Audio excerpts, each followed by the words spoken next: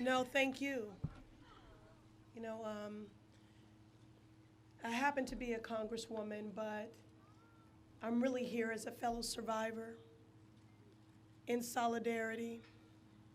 And in this moment, I find a lot these days my heart breaks and fills at the same time.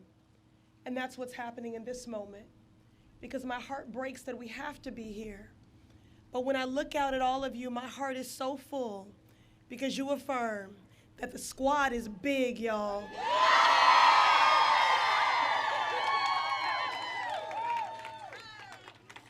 So let's hear it for my fellow sisters in service gathered here today.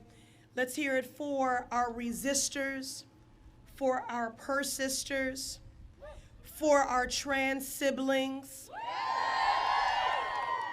for our non-binary family. Know that I see you, I hear you, and am fighting right alongside you. Last year, you came to Washington, many of you quite literally putting your bodies on the line.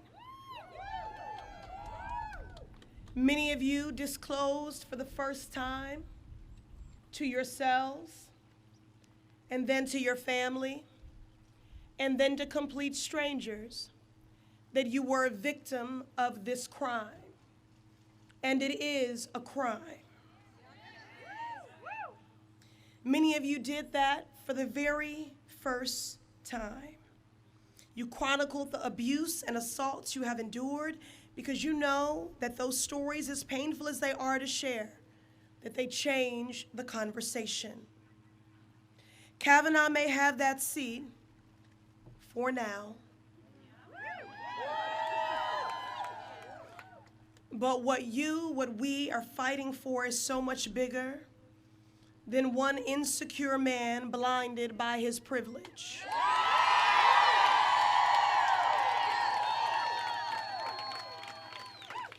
You are fighting for the liberation and justice for all of us because you know that our destinies are tied. For generations, we have softened our language and moderated our tone.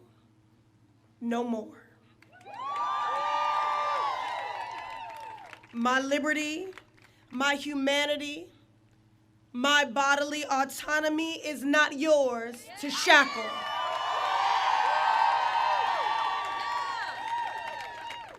No man, no institution, no matter how revered, will come between us and our inalienable rights. Now, the man's name on the posters we hold is a cog in a wheel of a broken system.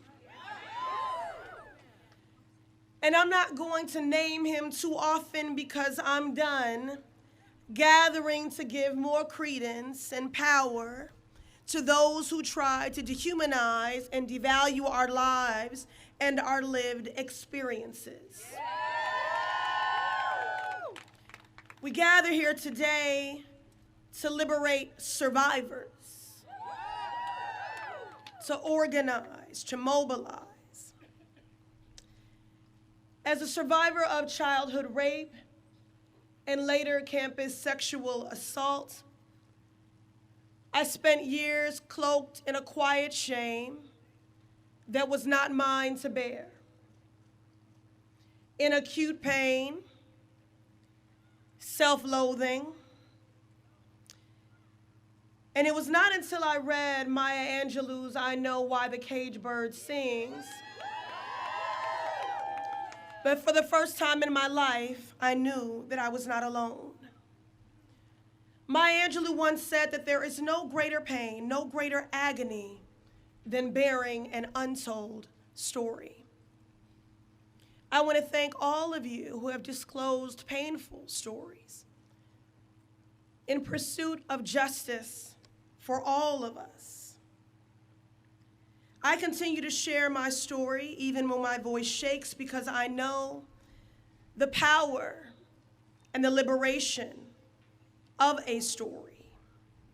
And I feel the fierce urgency of upending a system that for generations has disproportionately subjected girls and women to not only these abuses, but the shame and stigma that comes with processing these violations. Today, I'm thinking of my 11-year-old stepdaughter, Cora. For as long as there is breath in my body, I will make sure a world that tolerates and normalizes assault and abuse is not the world that she inherits.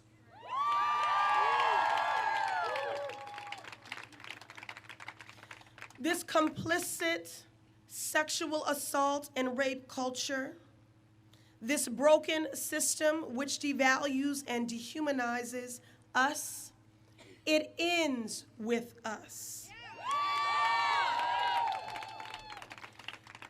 Employers who dismiss stories of sexual advances, HR departments who tell us to suffer in silence, it ends with us. Elite institutions of higher education that protect the future of perpetrators while discarding the aspirations and dreams of survivors, it ends with us.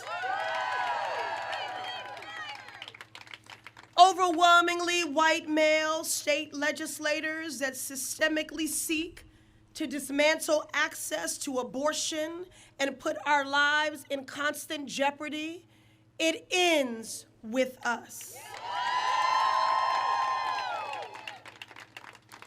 The affluent and privileged benefiting from a shadow justice system that tips the scales in their favor, it ends with us.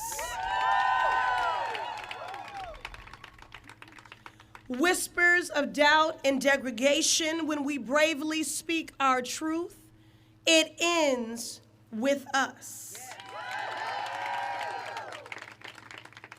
Audre Lorde reminds us that your silence will not protect you, which is why we must continue to raise and to amplify our voices. When we share our stories, our pain, and our struggles, we liberate each other. Together, we will raise our voices to mobilize our communities and to legislate our destiny. I believe in the power of us. And our fighting didn't end when Brett Michael Kavanaugh put on a robe. And our fighting won't end until there is a real investigation and justice for survivors.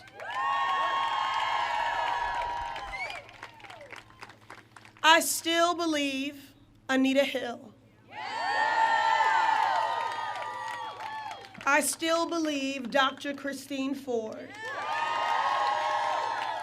And I believe Deborah Ramirez. We will carry our fight from the Supreme Court to the House of Representatives to our state houses. When our civil rights and protections are on the line, we won't let up. And to my survivor squad, I hear you. I see you. I believe you. And a new day begins with us. Thank you.